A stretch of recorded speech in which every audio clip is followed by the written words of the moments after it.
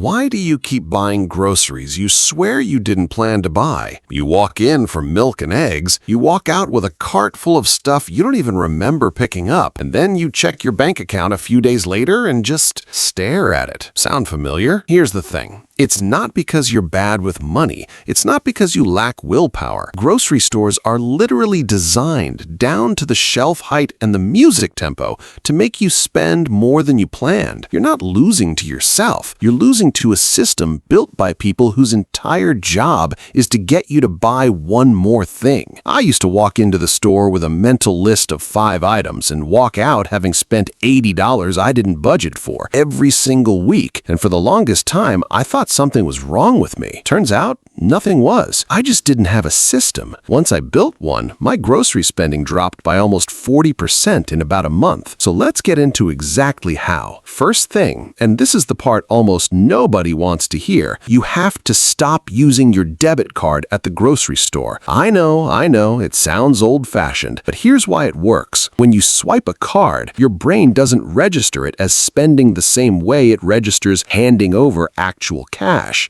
There's research on this. It's called the pain of paying, and cash triggers way more of it. So when I switched to a cash envelope just for groceries, something clicked. I'd stand there with 2 20s in my hand, and suddenly I was doing math in my head instead of just tossing things in the cart. Second, set the number before you leave the house, not while you're standing in the aisle. Figure out what you can actually afford to spend on groceries this week. For a lot of people starting out, that's somewhere between $60 and $100 for one person.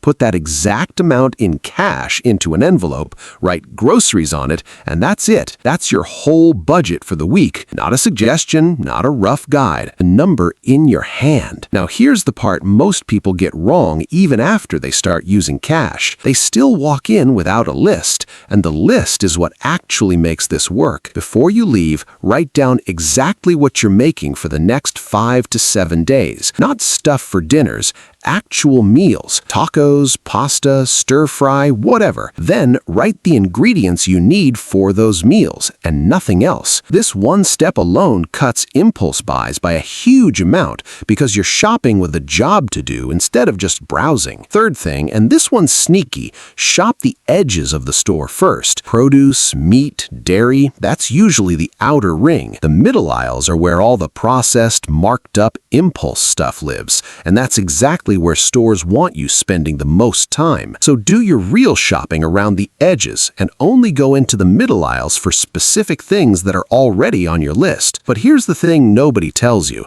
Even with cash, even with a list, you're going to have a week where you go over. And that's not a failure, that's data. If you run out of envelope money before you run out of week, don't panic and swipe the card. Instead, look at what pushed you over. Was it eating out because you didn't meal plan? Was it grabbing snacks because you shopped hungry? That one habit is usually the actual leak, not your grocery budget itself. Which brings me to a mistake I made for months. I'd do everything right. Cash, list, the edges of the store, and then I'd still blow the budget because I shopped on an empty stomach after work every single time. Turns out that's one of the most well-documented triggers for overspending on food there is. So now I eat something small, even just a handful of almonds, before I walk in. Sounds too simple to matter. It genuinely changed everything. Put these together, cash only, a real list built around real meals, shopping the edges first and never walking in hungry,